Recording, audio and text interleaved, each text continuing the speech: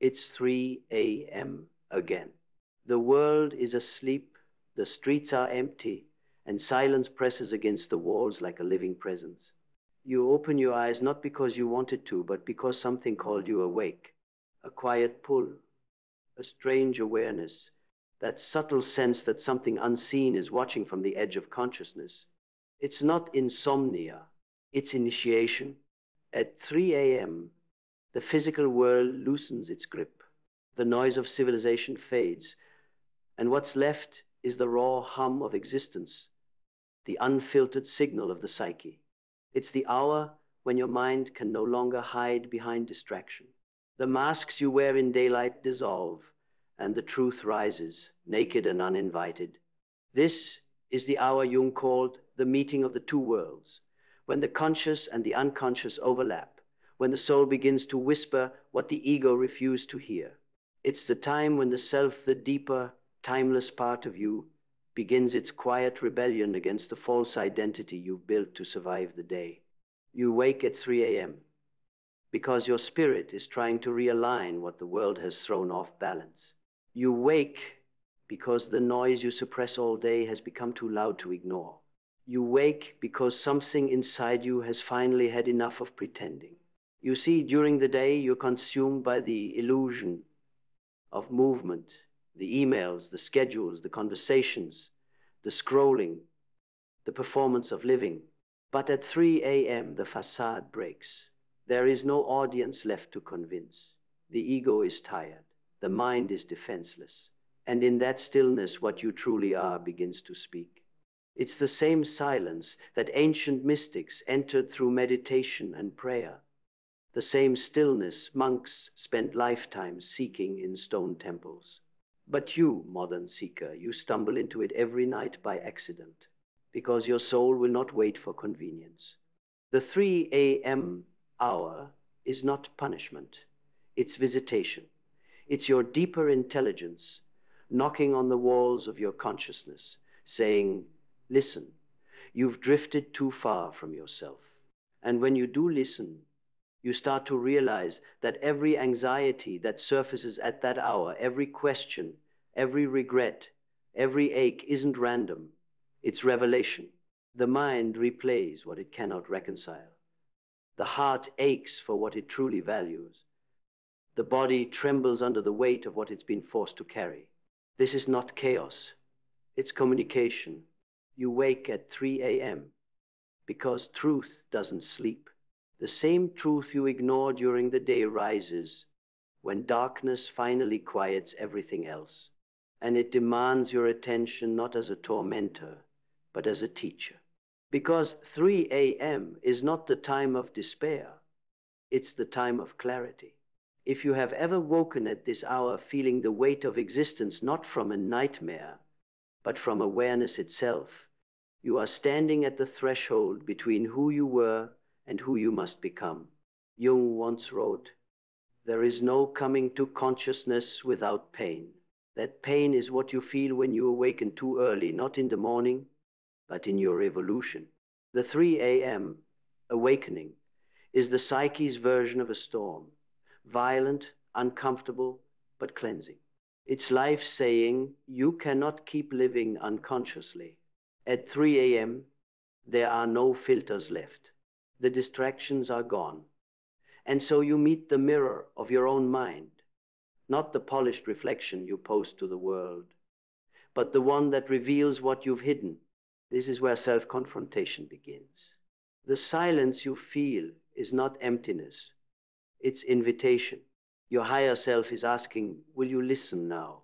You wake up not because something is wrong, but because something inside you is ready to be understood. The soul uses discomfort as language. It doesn't shout, it disturbs. At that hour, your unfinished truths rise to the surface.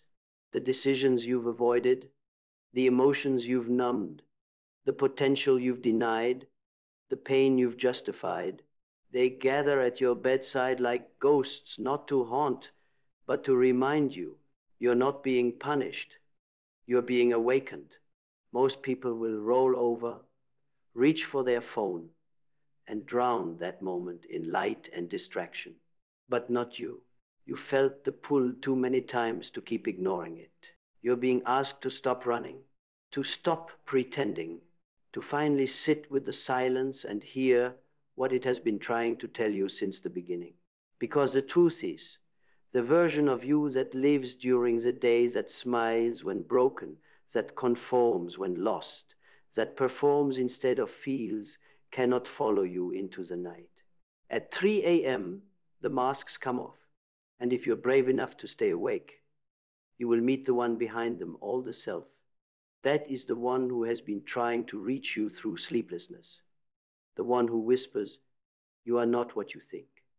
You've mistaken the noise of the mind for identity. You've mistaken survival for purpose.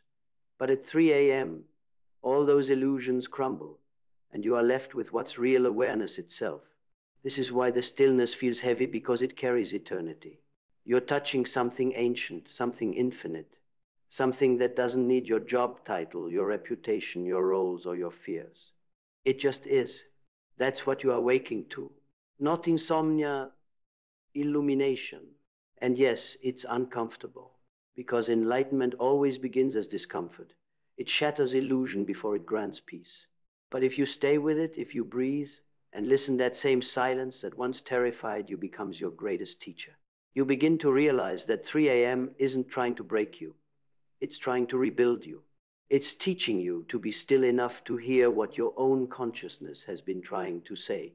That the anxiety you feel isn't a flaw, it's energy without direction. That the sadness you carry isn't weakness, it's wisdom seeking voice. That the exhaustion you feel isn't failure, it's the fatigue of living out of alignment with your truth. When you stop resisting the wakefulness, you stop fighting yourself. You begin to listen. You begin to see, and then something extraordinary happens. That silence that once felt suffocating becomes sacred. You feel yourself breathing in rhythm with the night. The thoughts slow, the fear softens, and you realize you're not alone, because consciousness itself has been waiting for you to awaken, not just from sleep, but from illusion.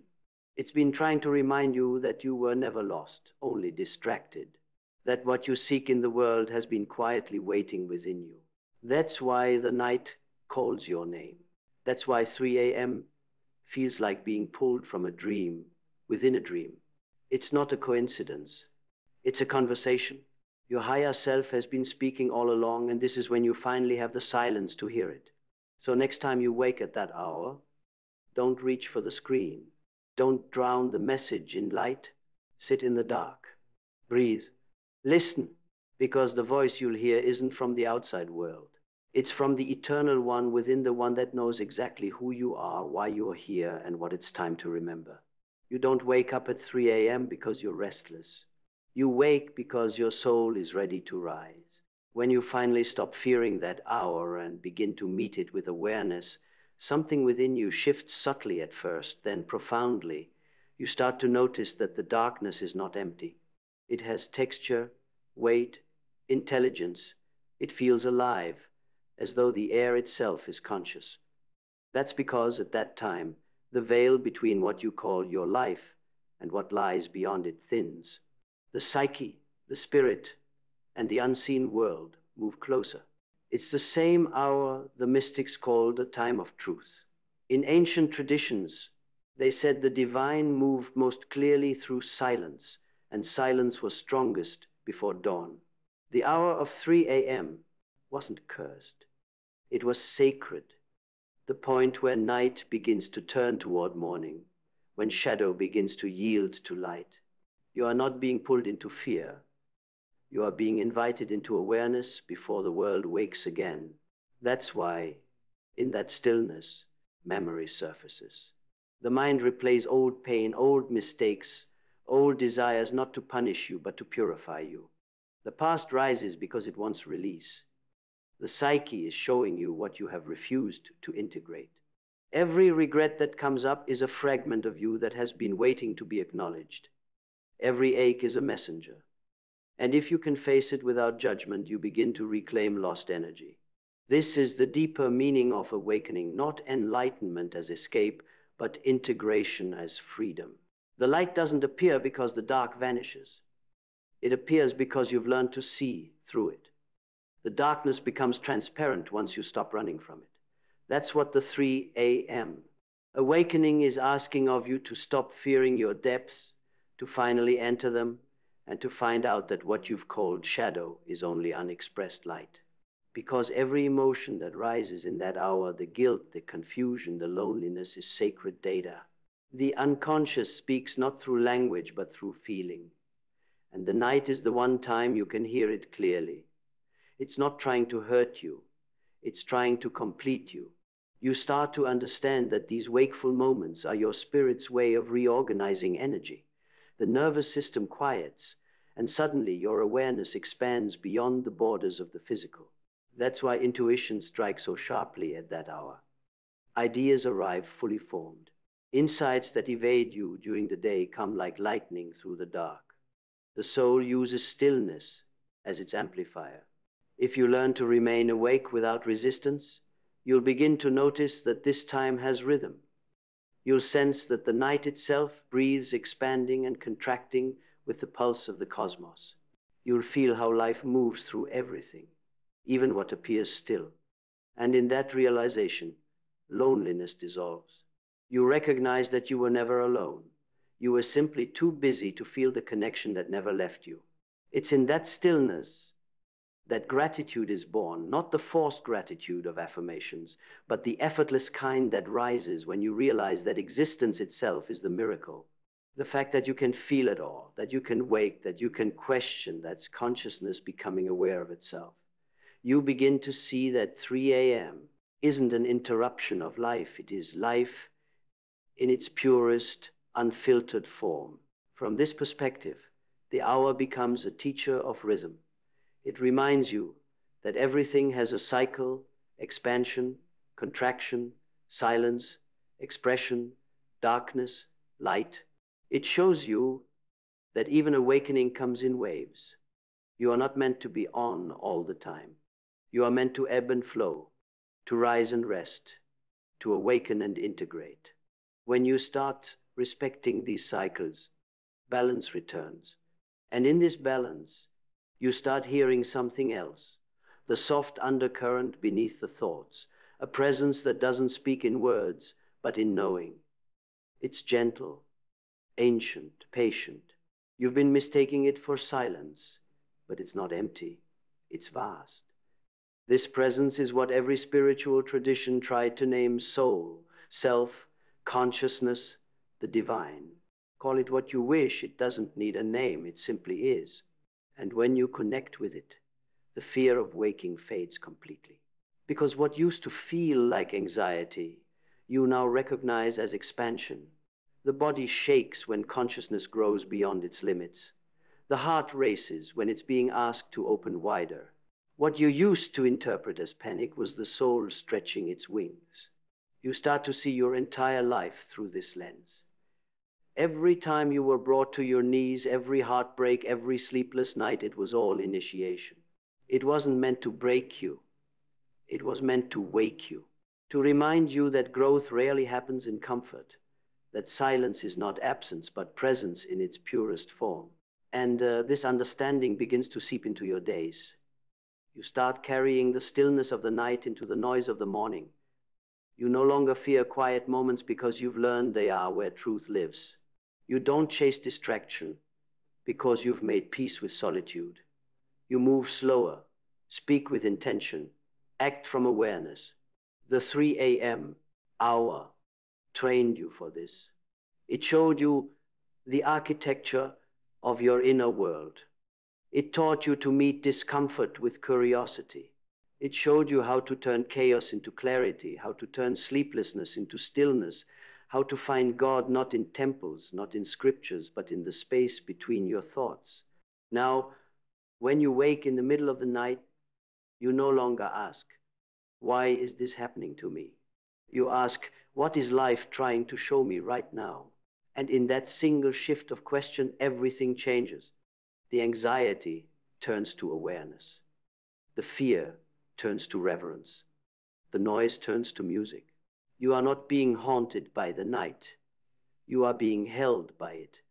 You are being shown the raw edge of consciousness, the place where all transformation begins.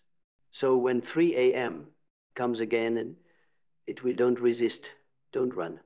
Sit up, breathe deeply, place a hand on your heart, and remember, this is not the hour of fear. This is the hour of remembering.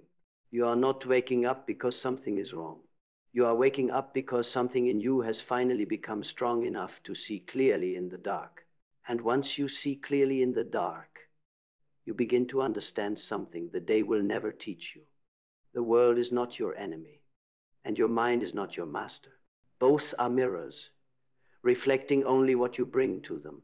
Anger, resentment, irritation, these are not inflicted upon you by others.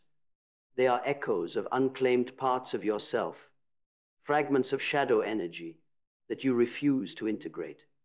At 3 a.m., when the veil thins and the mind loosens its grip, you realize that no one can truly bother you unless you hand them the keys to your inner kingdom.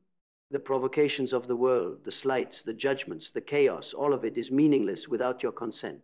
You begin to see that a moment of anger is never about the other person. It is a failure to stand fully present in your own self. And when you recognize this, the world begins to lose its power over you. You are untouchable, not because you have withdrawn from life, but because you have awakened to it fully. It starts subtly at first. You notice that your reactions slow. You stop speaking immediately when something offends you. You pause, breathe, and feel the pulse of your own consciousness beneath the surface noise. And in that pause, the other person's words, the situation, the insult, they dissolve into irrelevance. Not because the world changed, but because you did. The storm no longer dictates your peace. Your awareness does. This is mastery, not the hollow mastery of control, but the deep, unshakable mastery of self. It is the kind of strength that makes criticism harmless, gossip meaningless, and anger impossible to carry. It is the ability to witness chaos without being consumed by it, to experience conflict without becoming its hostage. And this is what 3 a.m. trains you for. In the dead of night, stripped of distraction, stripped of ego, you confront the source of every irritation, yourself. The rage you feel, the resentment that lingers, the envy, the bitterness, all are symptoms of unclaimed energy within. When you finally face it, you can choose differently. You can release it. You can transform it into clarity, into calm, into power. You begin to understand that your inner world is the only battlefield worth fighting on. Others cannot touch it unless you allow them. And when you finally grasp this, a strange thing happens. The outer world loses its ability to disturb you. You move through life like water moving through stone, soft yet unstoppable, present yet untouchable.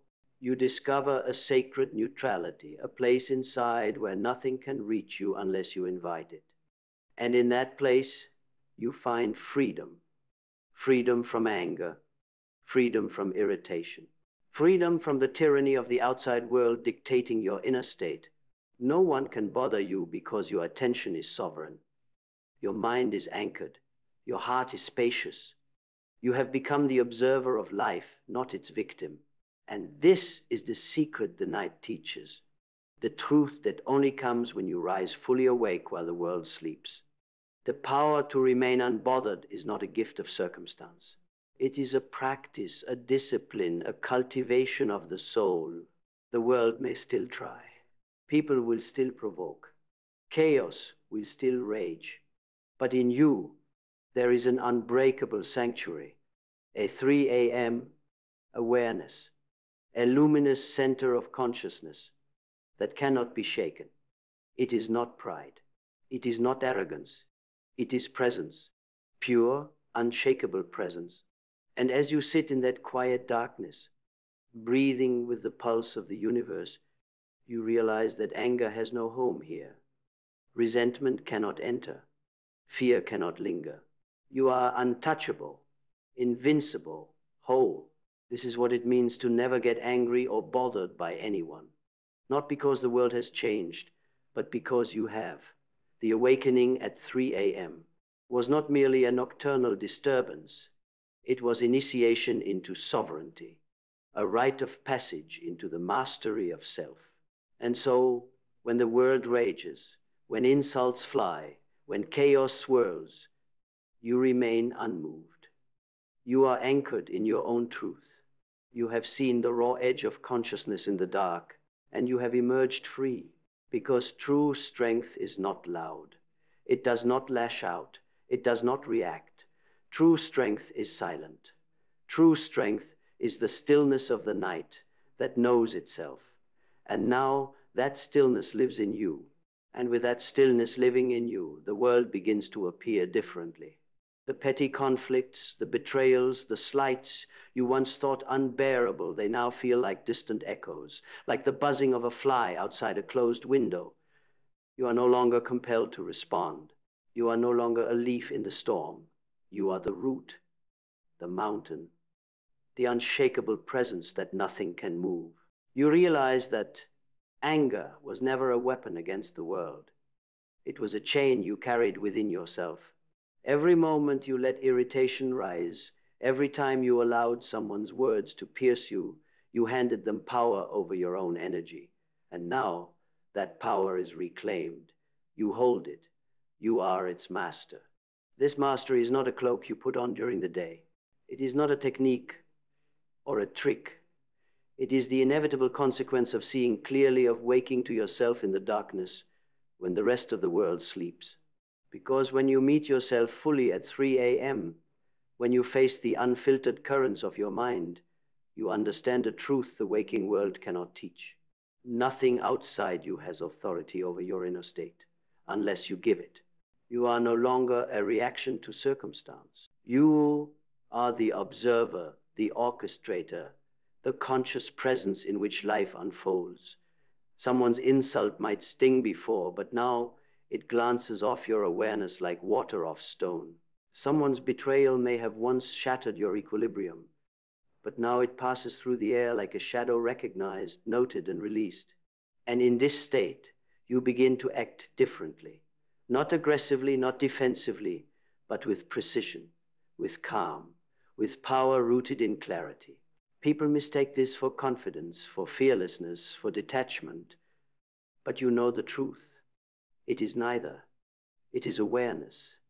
It is sovereignty. It is the result of nights spent awake with your own shadow, nights when you faced the raw, naked truth of who you are without flinching.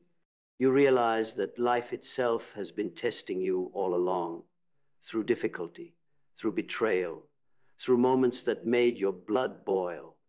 All of it was preparation for this state, for the day when you would no longer need to be provoked to remember yourself, when irritation and anger would have no claim over your consciousness, and the world will continue to tempt you, to push you, to try to shake your peace. It will never stop. But now, each provocation becomes an opportunity to witness, to rise above, to refine your own power. You no longer react because you cannot, not because you are cold, but because you have finally learned the alchemy of consciousness. That stillness is strength, presence is power, and freedom is found in unshakable awareness. This is what it means to live untouchable. This is what it means to carry the 3 a.m. awakening within you at all hours, not as a memory, not as a technique, not as a philosophy, but as a lived reality. Every glance, every word, every action in the world no longer has dominion over you because you have been through the crucible of night and emerged sovereign. And here's the final truth that the stillness whispers, the one you feel when you sit fully awake in the dark, when your pulse matches the rhythm of the cosmos. Nobody can ever truly hurt you, bother you, or diminish you unless you consent. And now you never will. The anger of the world slides off you. The judgments of others fall harmlessly. The chaos of life does not sweep you away. You have become the observer, the calm at the center of every storm. And that calm is your gift, your power, your inheritance from nights spent awake in sacred confrontation with yourself. Because mastery is never about controlling the world. It is about controlling the self. It is about turning the chaos of life into a mirror that reflects nothing but clarity, insight, and unshakable presence. It is about walking through life like a temple, impervious to attack, yet luminous to all who seek truth. So when someone tries to anger you, when the world seeks to unsettle you, when the chaos threatens to breach your walls, you smile quietly in the depth of your being. You remember the stillness. You remember the 3 a.m. hour. You remember that you have seen the raw edge of consciousness and emerged untouchable. And in that remembrance, the world's noise becomes music. Its disturbances become lessons. Its trials become invitations to deepen your own awareness. You are free, not because the world has changed, but because you have. You are untouchable. You are sovereign. You are awake. And that, finally, is why you can never again be bothered by anyone. And once you fully inhabit this untouchable self, a subtle alchemy begins to transform everything. Life no longer moves you because of its chaos. It moves you because of the resonance you carry within. People will still shout, deceive, betray, and provoke, but their attempts no longer stir turbulence in your ocean.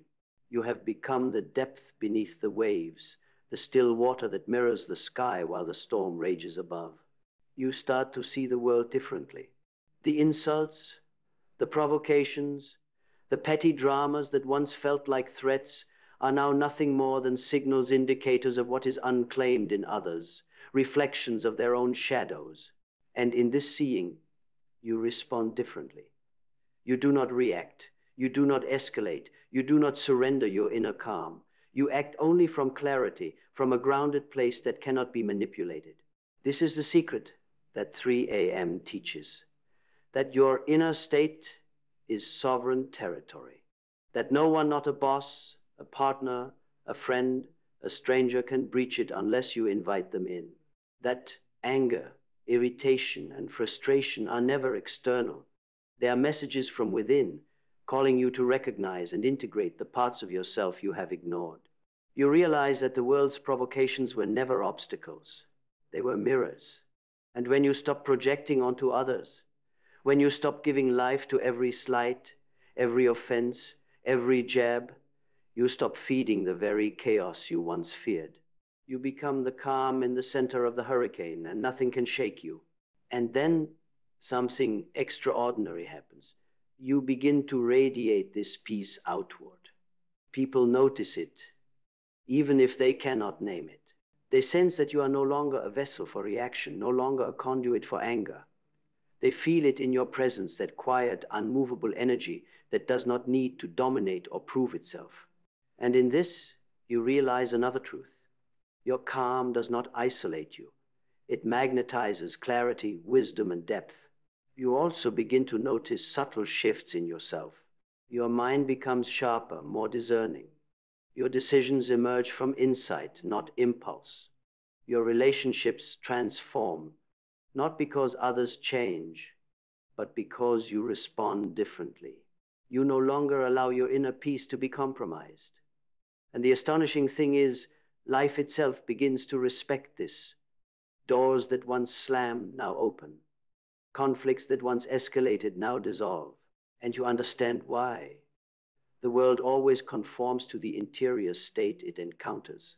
But the most profound revelation of all comes quietly, in the soft pulse of awareness at 3 a.m., the realization that being unbothered is not about avoiding pain or conflict. It is about presence, about sovereignty, about standing fully awake in your own consciousness while the world performs its endless dramas. It is about holding a space inside that no external force can breach, a place where anger cannot dwell, where fear cannot linger, where chaos cannot unsettle. And in this presence you discover freedom unlike any other, a freedom that is absolute because it comes not from changing the world, but from changing the way you inhabit it. A freedom that cannot be taken, borrowed, or earned, only realized. A freedom that whispers the ultimate truth. Nothing outside you has power over you unless you hand it the keys, and you have already reclaimed them.